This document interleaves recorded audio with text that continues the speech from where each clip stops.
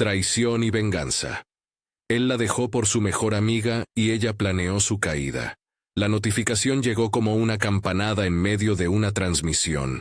Ojos en la cámara, sonrisa trabajada, luces suaves sobre el escritorio. Elena estaba a punto de cerrar el directo con su comunidad. Hablaba de una campaña para la agencia. Daba consejos de estilo para marcas que querían sonar reales en un mundo de filtros. Un segundo después, su pantalla se llenó de titulares y un video viral que alguien había subido desde otra habitación. Su marido, Vítor, aparecía en primer plano junto a Katia, su mejor amiga. Sonreían tan natural que parecía una escena ensayada. Vítor hablaba de nuevos comienzos.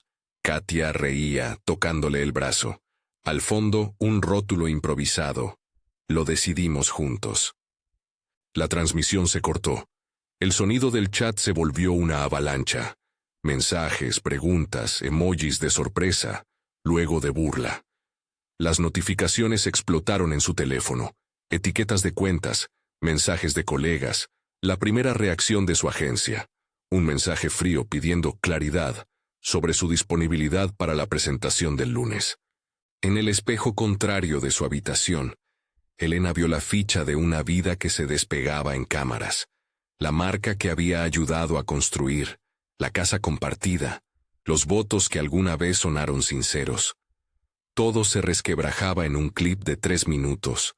Antes de que pudiera ordenar su respiración, alguien le envió el enlace de la retransmisión de Vítor y Katia a la lista de contactos de la agencia. La humillación no fue solo personal, fue pública, con miles de ojos y cientos de juicios anónimos dispuestos a afirmar que su matrimonio era un engaño, que su carrera dependía de una fachada. En la plaza invisible de Internet no había sitio para matices. La traición era un titular pegado en la frente de Elena. Elena pensó en el tiempo en que Katia metía cucharadas de azúcar en su café y hablaban de sueños. Recordó un cumpleaños donde Katia le había confesado su ambición por entrar en el mundo de la publicidad.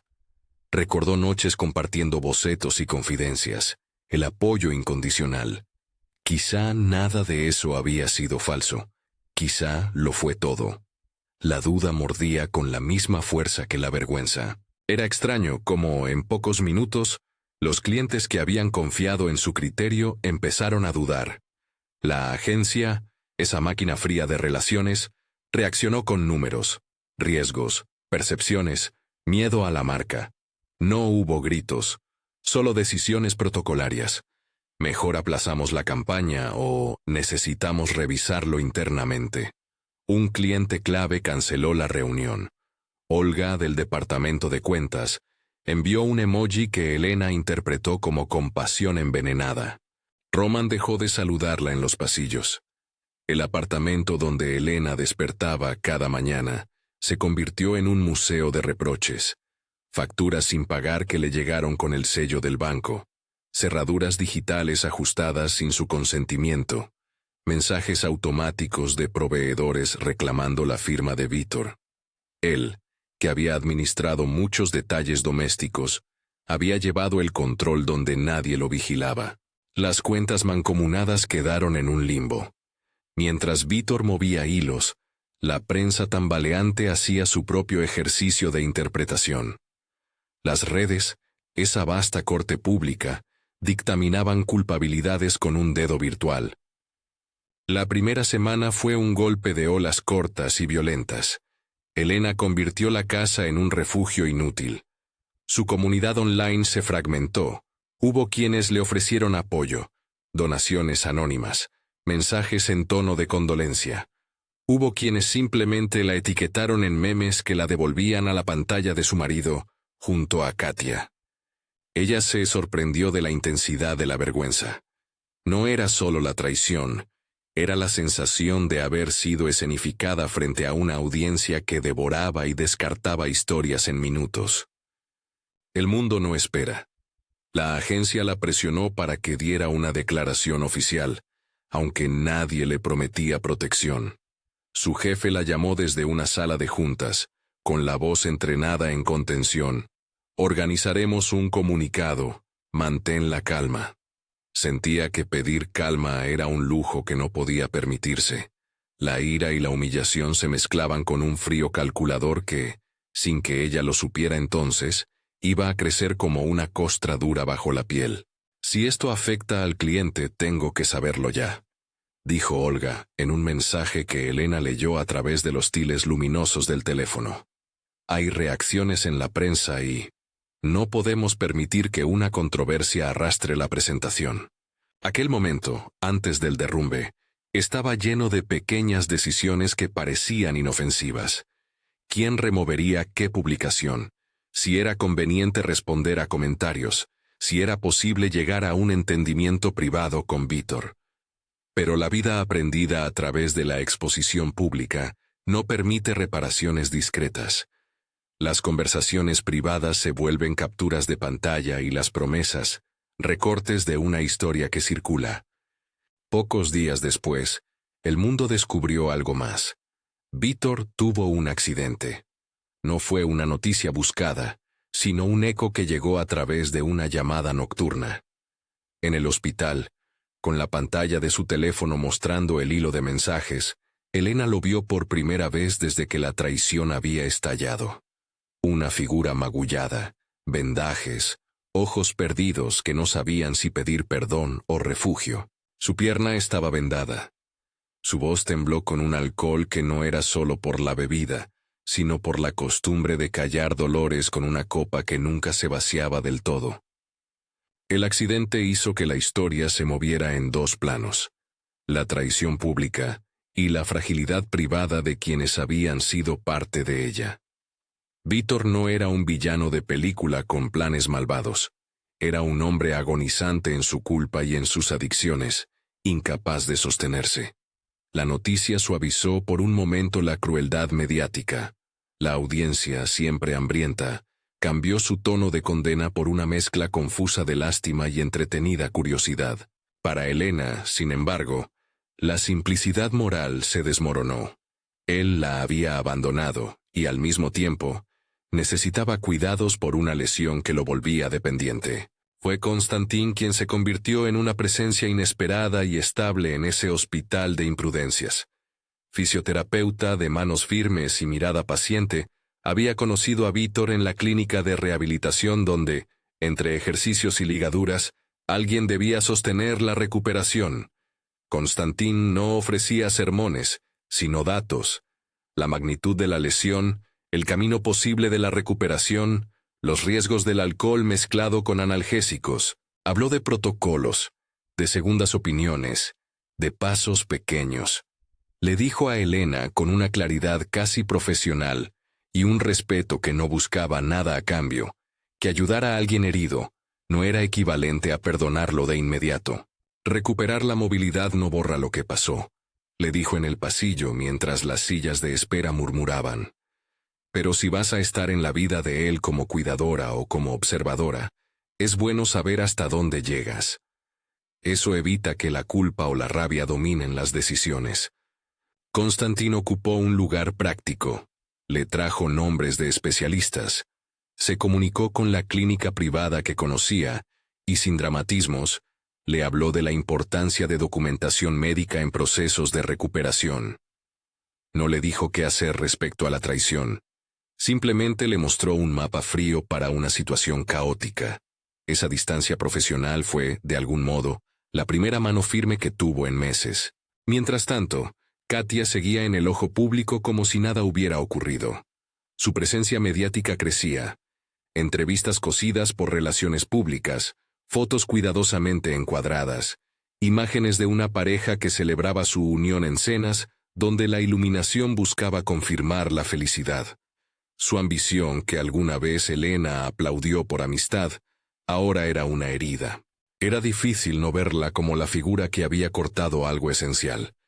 Era difícil no imaginar las conversaciones, las decisiones que la habían llevado a tomar ese lugar. Había, sin embargo, una ambivalencia que crecía. Katia también era producto de un contexto y de deseos. No era simple villana ni muñeca. Era humana con hambre de ascenso. En la agencia, el daño se mimetizó como números fríos. Clientes que habían sido leales pidieron garantías. Contratos se reescribieron. Presentaciones estratégicas se reprogramaron. Viola, directora creativa con la que Elena había compartido desayunos, le ofreció un consejo que sonó a apoyo y a cálculo al mismo tiempo. No eres la primera en esto, pero si puedes controlar la narrativa, si puedes demostrar que la traición es de otros, tendrás más posibilidades de mantener tu reputación, dijo Viola, mirándola con esa mezcla de empatía y profesionalismo que guardan quienes viven entre piches. Las noches se hicieron largas. Elena aprendió a escuchar cada sonido de la casa como si fuera un testigo. En la cocina encontró facturas anónimas. En la lavandería, una nota vieja de Víctor que hablaba de viajes y promesas. Su entorno había sido reorganizado por una traición que no solo robaba su vida privada, sino su sentido de continuidad profesional. Dormía poco, y cuando lo hacía, soñaba con conversaciones truncas. Katia riendo. Víctor ausente. Clientes que levantaban la voz en conferencias. La privacidad ya no existía. La exposición era la nueva geografía de su vida. Al borde del agotamiento, Elena empezó a mirar la traición con una mirada menos visceral. La rabia seguía ahí, ardiente y punzante, pero, junto a ella, germinó una cosa más peligrosa. Cálculo. No era un arrebato. Era una decisión fría que surgía de la constatación de pérdidas concretas. Si la exposición pública había sido la herramienta con la que la habían herido, ahora ella debía aprender a usar la misma herramienta para reordenar la narrativa. No se trataba de vengarse como un espectáculo, se trataba de reconstruir su posición en un mundo que medía todo en impresiones y shares. Su trabajo en la agencia le había enseñado a leer audiencias, a medir tiempos, a manipular percepciones. Era una ciencia, y Elena llevaba años en la práctica. Comenzó con pasos pequeños y lícitos. Reunió sus contratos, revisó correos, buscó asesoría legal, no para planear delitos, sino para entender su posición. Averiguó quién había filtrado información, qué cuentas estaban asociadas a su nombre, qué cláusulas de confidencialidad habían sido violadas.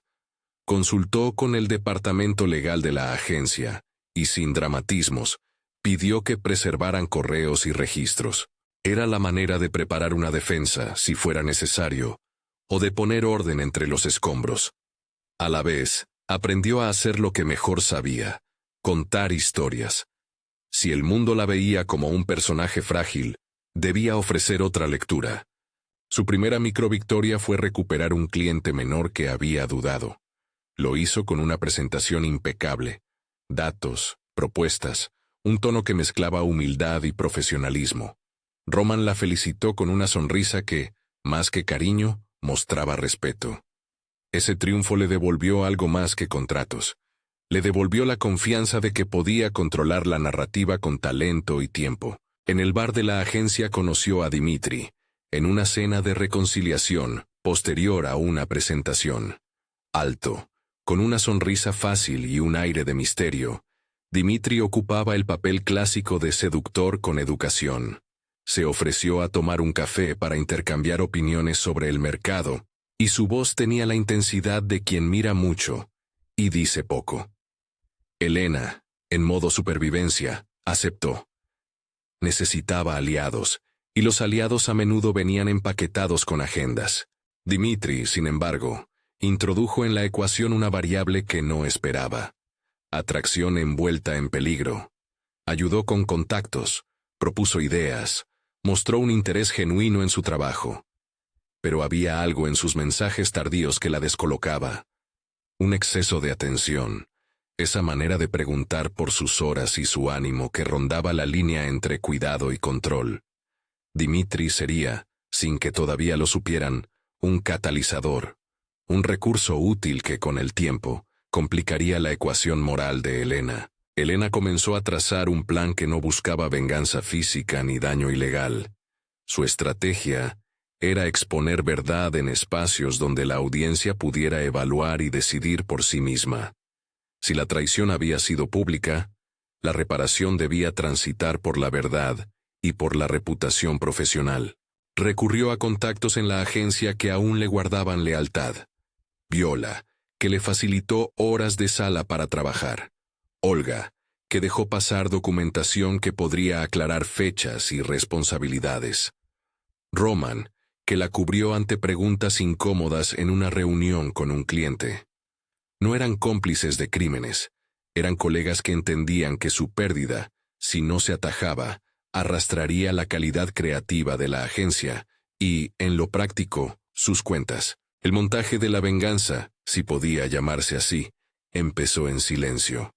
Recopilación de hechos, puesta en orden de pruebas que demostraran quién y cuándo. Elena no inventaba nada. Buscaba reconstruir el mapa real de eventos. Sabía además que el público valoraba la narrativa de víctima que se levanta con pruebas en la mano.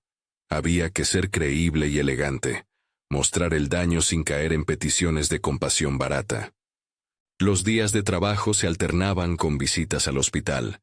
Vítor se recuperaba a trompicones, lecciones de fisioterapia, recaídas en el consumo, noches de llanto que se mezclaban con súplicas.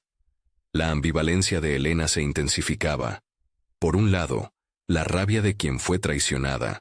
Por otro, la responsabilidad, forzada por la cercanía histórica y por una costumbre compartida, de asegurarse de que un hombre herido no se destruyera del todo. Constantin, en ese escenario, era la brújula que le recordaba que hay una diferencia entre cuidar y rescatar. Le habló de límites, de autocuidado, de la necesidad de no convertir la ayuda en una excusa para reparar el pasado. Ayudar no te hace cómplice de lo que te hicieron, le dijo una tarde mientras ajustaba la máquina de ejercicio de Vítor. Te hace humana, pero es una línea que debes trazar. La línea fue trazada con la precisión de quien no quiere perder su esencia. Elena lo comprendió. Podía acompañar la recuperación física de Vítor sin renunciar a su derecho a exponer la verdad.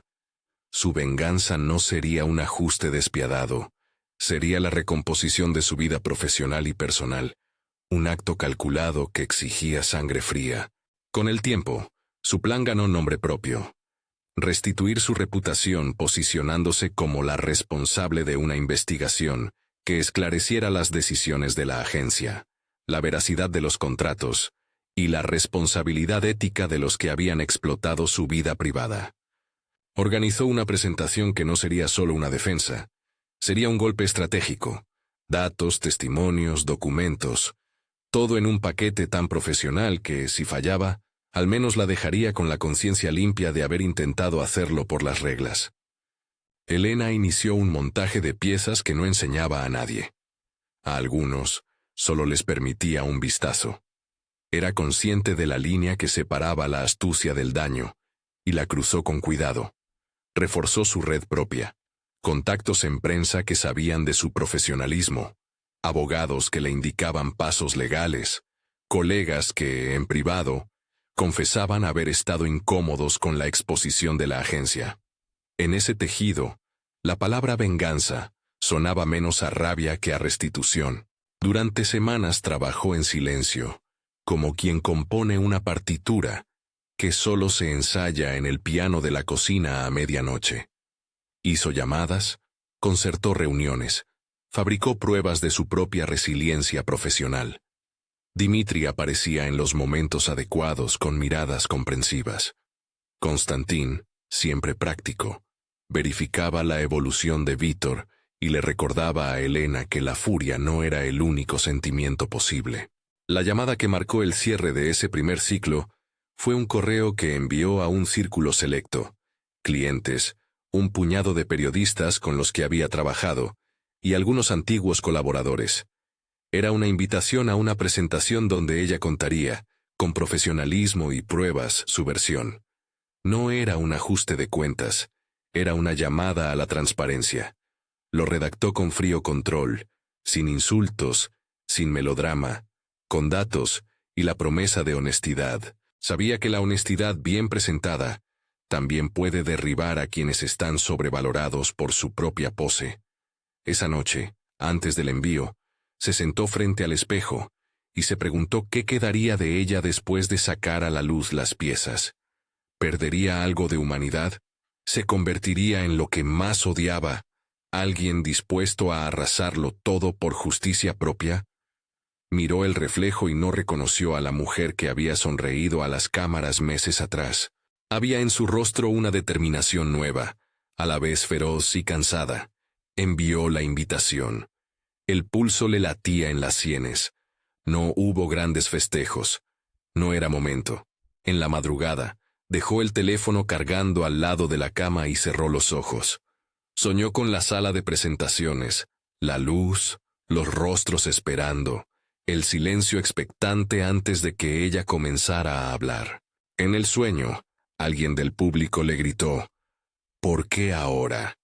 Y ella respondió con una frase que no recordaba haber pensado, porque la verdad necesita tiempo para ser comprensible. Al día siguiente, el teléfono sonó más de lo habitual. Mensajes de confirmación, preguntas cortas, uno que otro insulto anónimo. Entre ellos, un comentario que la atravesó por su sinceridad. Si esto es una trampa, nunca te perdonaré. Elena sintió que la venganza, cualquiera fuera su forma, ya no era un asunto solitario. Se había convertido en una exposición pública en sí misma. La posibilidad de que su estrategia saliera mal estaba ahí, como un hoyo en la capa de hielo sobre la que caminaba. Minutos antes de cerrar la circular, recibió una notificación en su correo. Un video. Al abrirlo, la imagen mostró a Víctor hablando con un hilo de voz temblorosa sobre su arrepentimiento. Decía cosas en la tibieza de quien vive entre la culpa y la tristeza. Pasajes de disculpas que parecían redactados por alguien que quería limpiar su nombre, tanto como su orgullo. Katia no aparecía en el video. Era su voz así, casi infantil, mezclada con llanto. El clip, aparentemente casero, tenía un ángulo íntimo. Ventana, luz baja, un fondo doméstico. Quien lo había subido lo había hecho con la intención de matizar la lectura pública. Elena vio el video y entendió algo crucial. No todo lo que iba a suceder se dejaría controlar por ella. La narrativa era un terreno de intersecciones. Otros actores podían presentar versiones que complicaran sus planes. La verdad, descubrió, no se compone de hechos aislados, sino de tiempos, emociones y percepciones. Se aproximaba el día de la presentación. En la agencia se respiraba una mezcla de expectación y temor. Katia siguió su calendario público, con entrevistas y cenas. Víctor, entre fisioterapia y noches en vela, buscó alguna forma de reconciliación que nadie le merecía a primera vista. Elena, por su parte, ajustó los últimos detalles, una copia de documentación, testimonios por escrito, un resumen impecable que no dejara espacio a la ambigüedad intencional. Sabía que el clímax se acercaba. No era la venganza física, sino la puesta en escena de una verdad organizada. La noche anterior, en un café a la salida de la clínica, Constantín le dejó una última reflexión. Hagas lo que hagas, recuerda que la línea que divides respeto y revancha es frágil. No digo que no busques justicia. Digo que recuerdes quién eres en el proceso. Elena guardó esa frase en la cartera, como si fuera un documento más. Había una claridad peligrosa en su mirada ahora. La certeza de que la caída que planeaba no sería solo de ellos, sino también de un pedazo de ella. Estaba dispuesta a pagar ese precio si el resultado la restituía a su dignidad profesional. En la mañana en que su presentación debía celebrarse, la ciudad se movía con su rutina indiferente. Las luces de la sala de juntas de la agencia brillaban, y en la pantalla del portátil, bajo el título Transparencia y éxito, Elena colocó el primer slide. Afuera, las noticias se alimentaban de rumores. ¿Quién diría la verdad? ¿Quién mentía por conveniencia? Entre los asistentes, algunos amigos, varios clientes, periodistas invitados, y por un lado inevitable, la sombra de Katia y Víctor que, de alguna manera, flotaba como un rumor. Elena respiró hondo. Recordó la primera vez que presentó una campaña y sintió la misma adrenalina. Control absoluto sobre el discurso. la capacidad de transformar percepciones con fuerza y precisión. Esta vez, sin embargo, la presentación no hablaba de un producto, hablaba de su vida. Y en la vida, Elena sabía, no siempre se gana en los términos que uno espera. El proyector encendió. Las luces se atenuaron. Los móviles se guardaron. Cuando ella alzó la voz, nadie imaginó que, detrás de sus palabras medidas, se escondía algo más que la intención de limpiar su nombre. Había en su tono la promesa de que la verdad llegaría, aunque tuviera que ser ella quien la pusiera sobre la mesa. Y mientras las primeras diapositivas desgranaban fechas, mensajes y coincidencias, alguien en la audiencia deslizó un teléfono sobre la mesa con un comentario apenas audible. ¿Estás segura de esto? Fue la última pregunta antes de que la sala se transformara en un campo minado de miradas.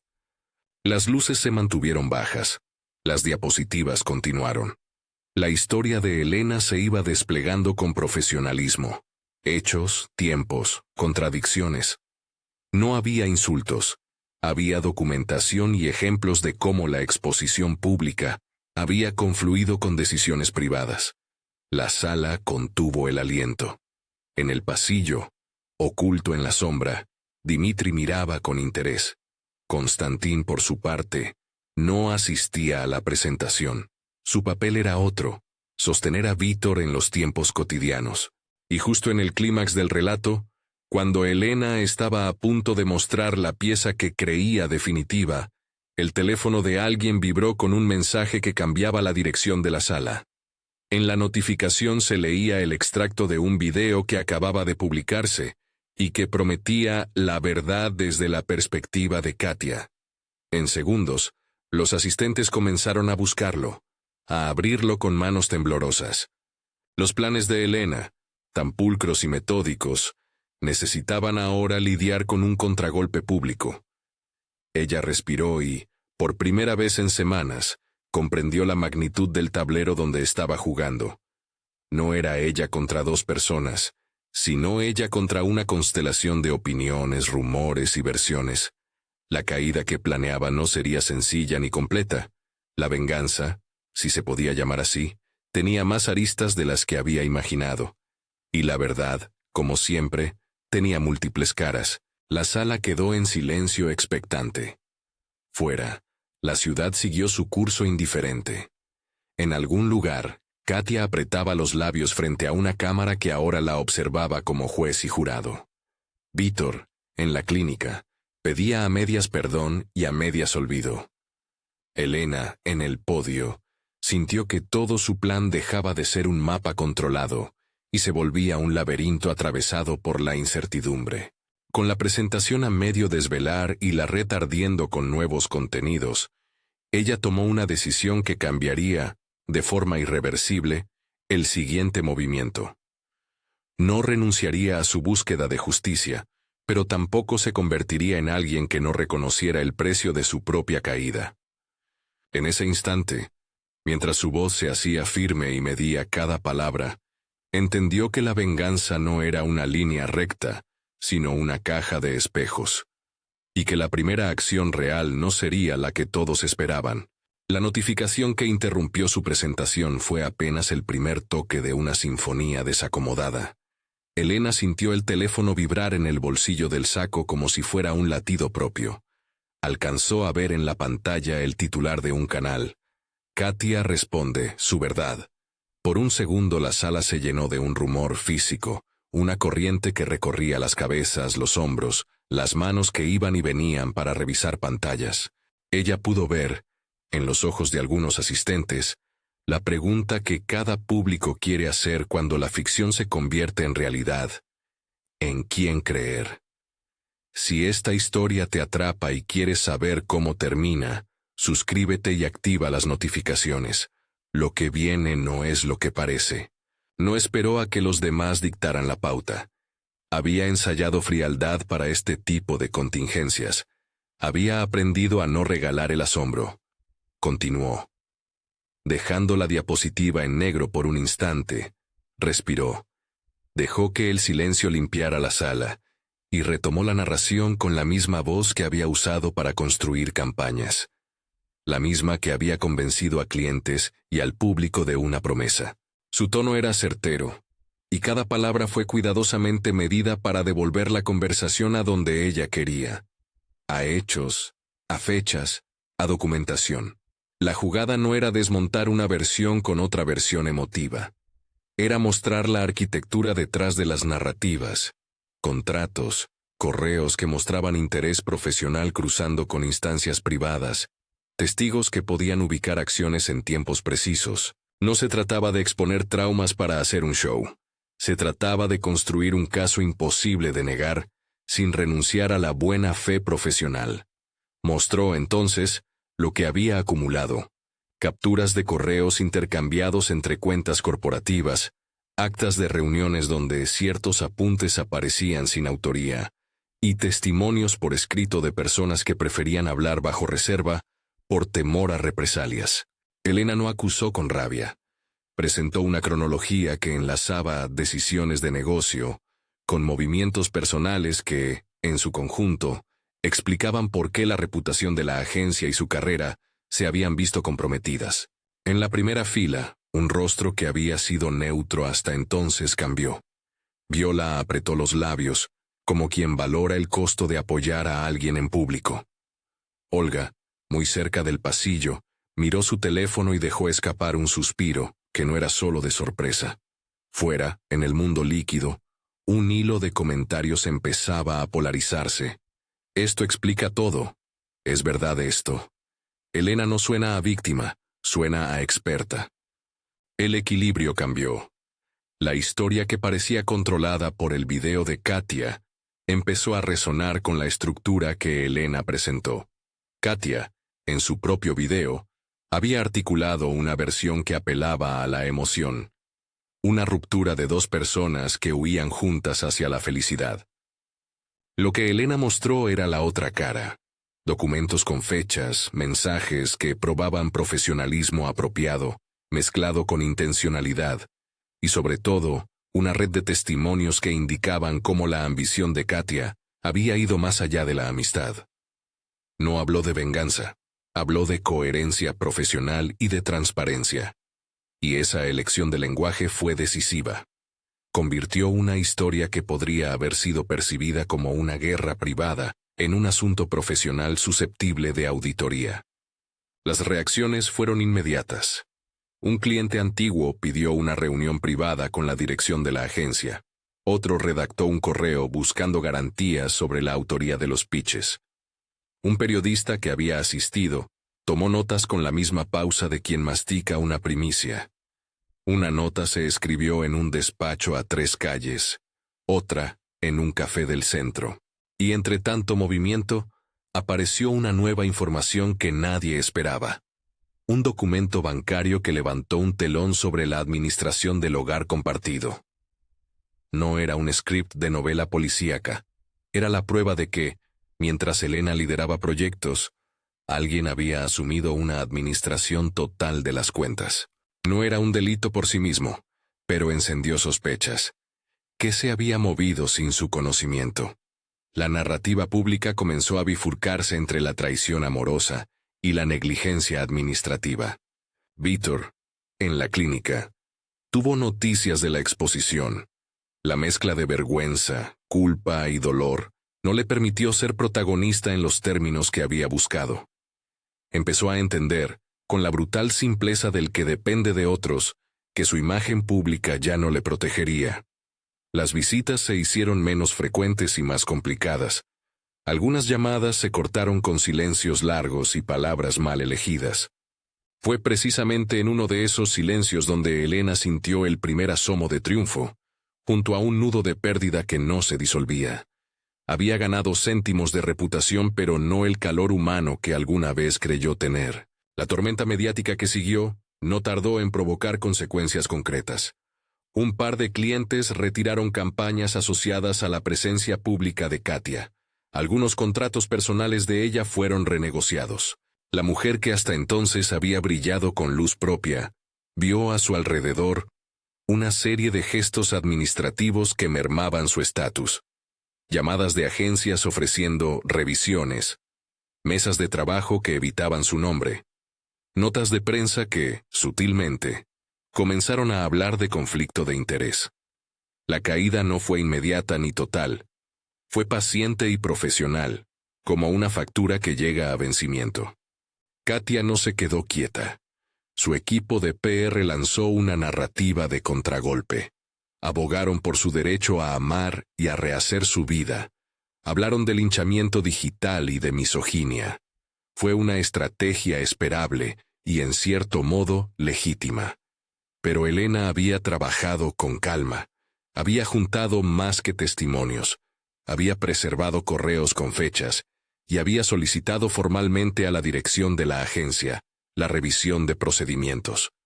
Esos pasos administrativos, fríos en su apariencia, sonaban ahora como una música peligrosa para quienes preferían dejar las cosas en la esfera privada, mientras la presión profesional actuaba como una gasa en la herida pública.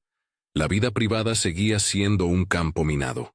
Dimitri, que había estado cercano a Elena en los últimos meses, empezó a mostrar indicios de impaciencia. Al principio fueron mensajes fuera de hora, cafés innecesarios, una presencia que tenía la intención de curar con atención excesiva. Después vinieron los detalles, mensajes urgentes pidiendo más encuentro, llamadas nocturnas en las que su voz sonaba más intensa de lo razonable. Elena aceptó algunos encuentros por pura conveniencia. Necesitaba aliados, y él parecía tener contactos útiles. No tardó en percibir una rigidez en sus gestos que le resultó inquietante, una forma de mirar que cercaba más de lo que abrazaba. Un episodio que nadie planeó ni quiso. Fue el punto donde la línea que separa el interés del control se volvió visible. Elena recibió, una tarde, una propuesta de Dimitri. Una reunión en un estudio que él conocía, para hablar en privado y sin ruido. Ella aceptó porque, en su modo operativo, prefería discutir asuntos difíciles cara a cara cuando todavía tenían posibilidades de resolución. Llegó al estudio pensando en la relación con los clientes y en cómo él podría abrir puertas. Lo que encontró fue un ambiente frío, ventanas tapadas, cámaras apagadas. Dimitri cerró la puerta y, por un instante que pareció eterno, dejó de ser el seductor cauto para volverse algo más directo. Otra lectura de su obsesión. No hubo violencia sexual ni lesiones. Eso quedó lejos de la escena. Lo que ocurrió fue una confrontación tensa en la que Dimitri intentó forzar una conversación íntima, mezclando reproches con ofrecimientos de compañía. Cuando Elena le pidió distancia, él reaccionó mal. Su mirada cambió. La conversación escaló a amenazas sutiles, a una manipulación emocional que rozaba lo coercitivo. Fue Constantín, que pasó por casualidad por el edificio del estudio en una visita de rutina, quien oyó voces y decidió entrar. Encontró a Elena pálida y a Dimitri visiblemente agitado. Cuando le preguntó a Elena si estaba bien, algo en su temblor fue la señal para pedir ayuda. Llamó a la policía para evitar que la situación se volviera más grave. La presencia de Constantín no fue heroica en el sentido clásico. Fue la intervención práctica y profesional de alguien que entendía límites y que no toleraba la escalada. Dimitri fue sorprendido en un estado de agitación que le costó control. La policía lo escoltó fuera del edificio, después de que Elena presentara una denuncia por amenazas y por conducta intimidatoria. No hubo agresión física, pero sí un claro daño psicológico y una evidencia pública de que su implicación no era inocua. Su imagen, hasta entonces ambigua, empezó a deteriorarse en círculos cerrados. Y, para Elena, la interferencia no fue solo externa, fue también una señal de que los hilos que ella estaba manipulando podían volverse en su contra.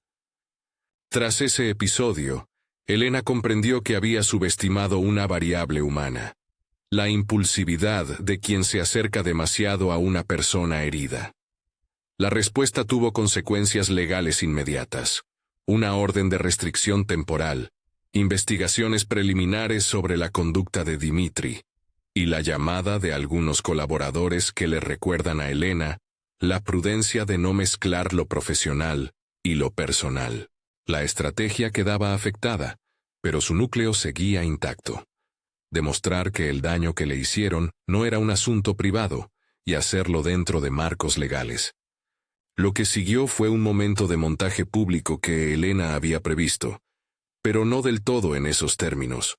Una entrevista grabada para una revista especializada en publicidad donde se profundizara en la autoría de campañas, en la cultura interna de la agencia y en la manera en que los conflictos personales habían permeado decisiones profesionales. En la entrevista, presentada con sobriedad, Elena habló de procesos, de confidencialidad, de la ética del trabajo en equipo. No fue un llanto. Fue la voz de alguien que pidió que se juzgara por resultados y no por titulares. El editor dejó algunos extractos en la edición online. Fechas, nombres, correos. No era un tribunal, pero la pieza periodística funcionó como filtro. Quienes querían entender encontraron material. Quienes querían linchar vieron una persona erguida, sin sobreactuación. Katia reaccionó con medidas de control de daños trabajadas por su equipo. Entrevistas donde negó manipulación y habló de derecho a la intimidad. Ofertas de términos públicos donde apelaba a la narrativa romántica. Fue eficaz para parte del público que no quería ver a la mujer en términos complejos y prefería la versión simple. Sin embargo, la presión fue suficiente para torcer su trayectoria profesional. Pérdida de patrocinios, cancelación de eventos, y la sensación de que su ascenso no sería tan fácil ni tan rápido como había soñado. Vítor, por su parte, entró en un proceso que fue menos mediático y más jurídico-administrativo. La exposición sobre la gestión financiera compartida reabrió heridas. Proveedores que antes ignoraban facturas comenzaron a presionar. Un contador que había actuado para la pareja mostró documentos que demostraban negligencia en algunos pagos, y surgieron dudas sobre decisiones tomadas desde el hogar que afectaban a terceros. No era un caso de delito organizado, pero sí de responsabilidad y de posibles demandas civiles por incumplimiento, que los clientes de la casa compartida evaluaron con interés. Para Elena, la recuperación profesional venía acompañada de la posibilidad de resarcimiento económico parcial, pero también del recordatorio de que los hilos económicos y afectivos se entrelazan y que la restitución no equilibra la pérdida de tiempo y confianza. Mientras el tablero se movía, Elena también pagó su precio íntimo. Los días de concentración habían dejado huellas, noches de insomnio, lapsos de insensibilidad emocional, reacciones frías en encuentros afectivos que antes le habrían conmovido. Había ganado espacio profesional, sí. Había provocado caídas, sí. Pero la venganza dejó residuos. En algunas noches, la imagen de Vítor herido en un hospital la acompañaba como una foto que no podía quemar. Tuvo que buscar apoyo psicológico. No como una confesión de derrota, sino como un acto de cuidado. Entender dónde terminaba su estrategia y dónde empezaba su persona. En terapia, aprendió a nombrar el costo. La línea donde defensa y venganza se confunden, donde la legítima restitución puede convertir a quien la ejerce en un espejo de aquello que más repudia. El clímax público no fue una caída espectacular con sirenas y exabruptos. Fue un efecto acumulado de medidas administrativas, de testimonios y de decisiones profesionales que, juntas, sacaron de la ventana del mundo a quienes habían tenido, por un tiempo, brillo. Katia perdió importantes contratos y vio cómo su círculo de protección profesional se fue estrechando. Algunos clientes se alejaron por temor a contaminación reputacional. Vítor tuvo que enfrentar consecuencias legales de índole civil, gestiones de deuda, y la imposibilidad de obviar la responsabilidad de su gestión doméstica. Dimitri, a su vez, fue sujeto de una investigación sobre conducta impropia en el entorno profesional, y recibió una sanción por parte de su asociación local. La orden de restricción limitó su acceso a Elena y generó una distancia que, aunque tempestuosa, evitó un desenlace peor. No todo fue victoria. Algunos medios cuestionaron la exposición pública de hechos íntimos. Otros dijeron que Elena había cruzado la frontera entre defensa legítima y ajuste de cuentas. Se abrieron debates en programas de análisis y en las redes. Era justo, era profesional, era humano. Elena miró esos debates con la complejidad de quien sabe que la verdad no siempre es defensora de la moral. Ganó cuestiones materiales y perdió parte de la inocencia que había llevado, sin saberlo, en la mochila de su vida. En el epílogo inmediato, hubo una escena mínima que ilustró el costo. Una mañana, semanas después de la presentación, Elena recibió una invitación a un evento donde se premiaba el trabajo de nuevos creativos. Era una señal de que su reputación se recompone en círculos que valoran el talento. También era un recordatorio de que su vida continuaba en comunidad. Esa noche, entre copas y diplomas, alguien le murmuró al oído: «Lo hiciste bien». Y ella respondió con una sonrisa que no era de triunfo total. Sabía que había ganado batallas, pero no todas las cosas que importaban. Al volver a casa, caminó por calles conocidas mientras el frío le golpeaba la cara. Se sentó en un banco y dejó que la ciudad hiciera su ruido. La televisión de un bar vecino transmitía un segmento donde se discutía el caso. Voces diversas, opiniones encontradas. Elena cerró los ojos. Constantín, alguna vez un extra en su historia, le había escrito un mensaje esa tarde. «Hiciste lo que pudiste, ahora cuida lo que queda». Lo leyó una y otra vez. Comprendió que la venganza, aunque pudiera reparar injusticias, siempre deja un resto que exige reparación. Tiempo después, la agencia creó nuevas políticas internas para separación entre lo personal y lo profesional, revisión de créditos en campañas y protocolos de manejo de crisis. No fueron medidas grandiosas, eran aprendizajes tácticos nacidos de una desgracia colectiva.